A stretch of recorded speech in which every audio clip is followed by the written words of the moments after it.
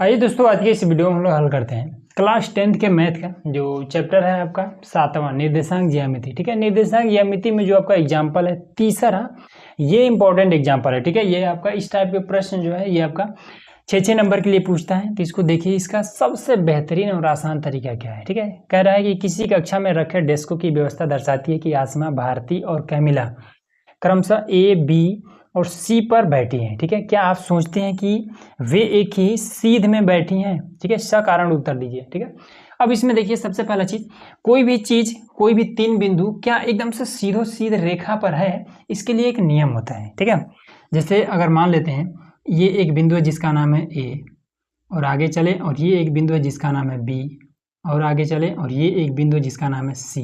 ठीक है, तो अब ए, बी और सी ये तीनों एक ही एकदम से सीधे लाइन पर हैं।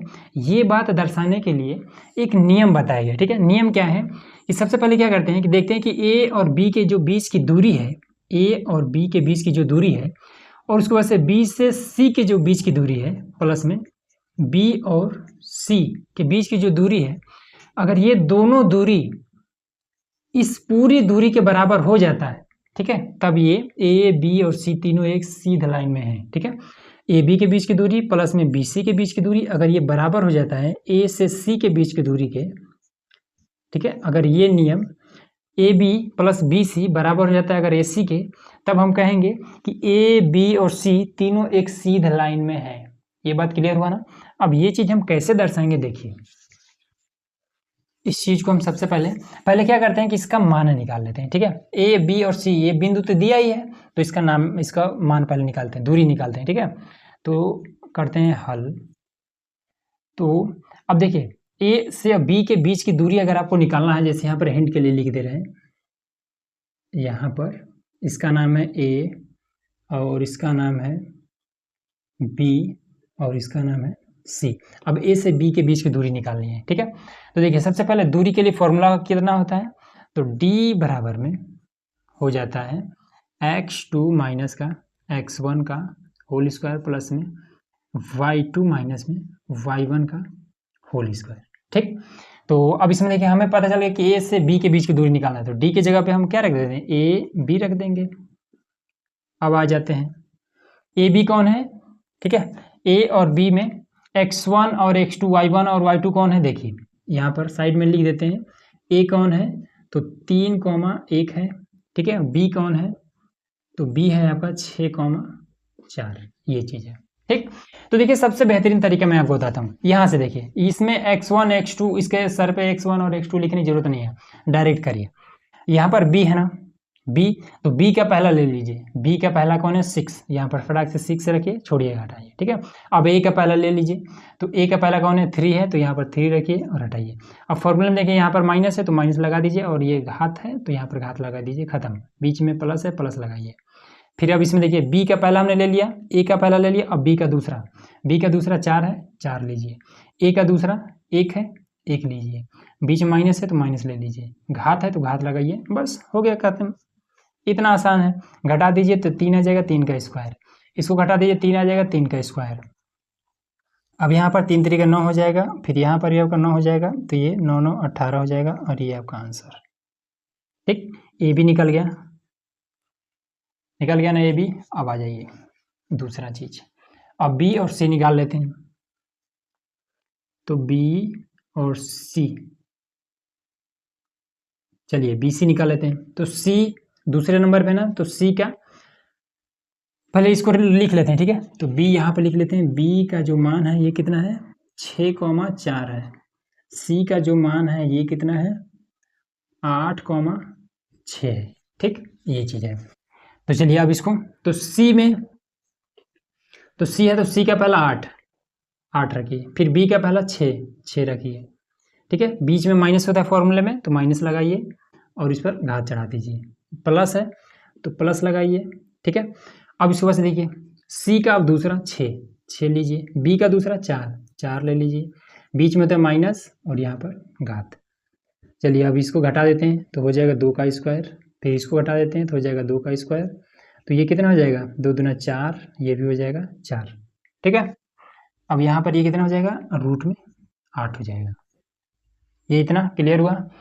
चलिए अब ए बी बी सी निकल गया, अब ए सी निकाल लेते हैं। तो चलिए ए और सी, ए सी बराबर, तो ए सी बराबर कैसे निकालेंगे? तो ए और सी का मान यहाँ पर लिख देते हैं, ठीक है। तो ए का मान, ए है आपका 3,1, ठीक है, और सी का मान, सी है आपका 8,6, ठीक है। अब ए और सी, तो लास्ट में सी, तो सी का पहला लेंगे 8, फिर ए का पहला 3, हो गया ना। चलिए सी का दूसरा 6, फिर ए का दूसरा 1, और यहाँ पर घटा देंगे तो 5 आ जाएगा, 5 का स्क्वायर, फिर इसको घटा देंगे तो ये भी हो जाएगा 5 का स्क्वायर, और इन दोनों को 25 प्लस में 25 हो जाएगा ना। तो ये कितना हो जाएगा? ये हो जाएगा 50। क्लियर हुआ? अब इसको क्या करते हैं, रखते हैं, ठीक है। तो हमने क्या बताया था, यहाँ लिखेंगे कि हम जानते हैं, हम जानते हैं, क्या जानते हैं कि जब A B plus B C, ठीक है, बराबर होता है ए सी के हो, तब बिंदु, बिंदु क्या होता है? एक सीध रेखा पर होती है, ठीक है, एक सीध रेखा पर होती है, ठीक है। अब इतना नियम तो हमें पता है, ठीक है। अब चलिए मान रखते हैं ए बी बराबर कितना है? 18, रूट में 18, प्लस में बी सी बराबर कितना है? 8, रूट में 8, बराबर में ये ए सी बराबर कितना है? तो रूट में 50, रूट में 50, यही इतना है ना। अब देखिए एक इसमें काम करिए, ये जो 18 है, 8 है और 50, इसको हम एक और तरीके से लिख सकते हैं, ठीक है। वो तरीका क्या है? देखिए 50 को सबसे पहले ऐसे तोड़िए, 50 को अगर तोड़ेंगे तो ये 2 से तोड़िए तो कितना हो जाएगा? 25 हो जाएगा। फिर 5 से तोड़िए तो 5 बचे 25 हो जाएगा, फिर 5 से 5 गना 5, तो जिसका जोड़ा बन जाए, तो 50 को हम क्या तोड़ सकते हैं? 50 को हम तोड़ सकते हैं, यहाँ पर लिखते हैं, तो रूट के अंदर 50 है, तो इसको हम कैसे तोड़ सकते हैं? ये 2 गुणे 5 के रूप में तोड़ सकते हैं। इसका जोड़ा बन जा रहा है तो 5 बाहर आ गया, इसका जोड़ा नहीं है बन रहा है तो ये रूट आपका फंसा रह जाएगा। तो 50 को हम क्या लिख सकते हैं? 5 रूट 2, तो 50 को हम लिख सकते हैं 5 और रूट का 2 लिख सकते हैं, ठीक है। अब 8 को और 18 को देख लेते हैं। 8 को कैसे करेंगे? 2 चौका 8, फिर 2 दूना 4, फिर 2 एकम 2। 8 को हम लिख सकते हैं कि 2 गुणे 2 गुणे 2, इसका जोड़ा बन गया, बाहर निकल गया, इसका नहीं बना, ये आपका फंसा रह जाएगा। तो 8 को हम लिख सकते हैं 2 रूट का 2, ठीक है। अब 18 को देख लेते हैं, इसको मिटा देते हैं, इसका कोई काम नहीं, ये आप रफ में साइड में कहीं कर लीजिएगा। 18 को, तो 2 से 2 9 18, फिर 3 तरीका 9, फिर 3 एकम 3, इसका जोड़ा बन गया तो ये बाहर निकल गया, इसका नहीं बना तो ये फंसा रह जाएगा। तो ये हो जाएगा 3 रूट का 2। अब यहाँ पर देखें, जब रूट का ये वाला जो रूट के अंदर है, ये दोनों अगर आपस में बराबर है तब इसको हम जोड़ सकते हैं, ठीक है। तो देखिए 3 बार रूट का 2 और 2 बार रूट का 2 कितना हो जाएगा? ये हो जाएगा 5 बार रूट का 2 हो जाएगा। बराबर की इधर क्या है? बराबर की इधर है 5 बार रूट का 2। तो यहाँ पर हमें क्या मिला है? तो यहाँ पर हमें दोनों आपस में बराबर मिल चुके हैं, ठीक है। तो हमारा क्या कंडीशन था कि जो ए से बी की दूरी प्लस में बी की से सी की दूरी, अगर ये दूरी आपस में बराबर हो जाता है किसके? ए सी के, तब हम क्या कहेंगे?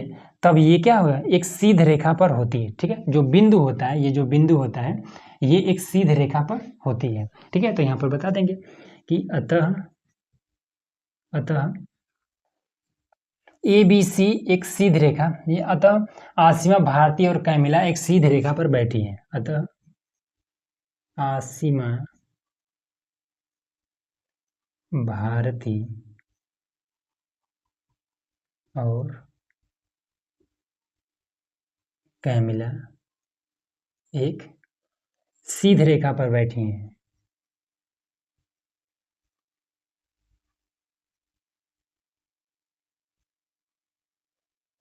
ठीक है, बस यही इतना लिख दीजिएगा, यही आपका आंसर हो गया। क्लियर है ना? इजीली समझ में आ गया।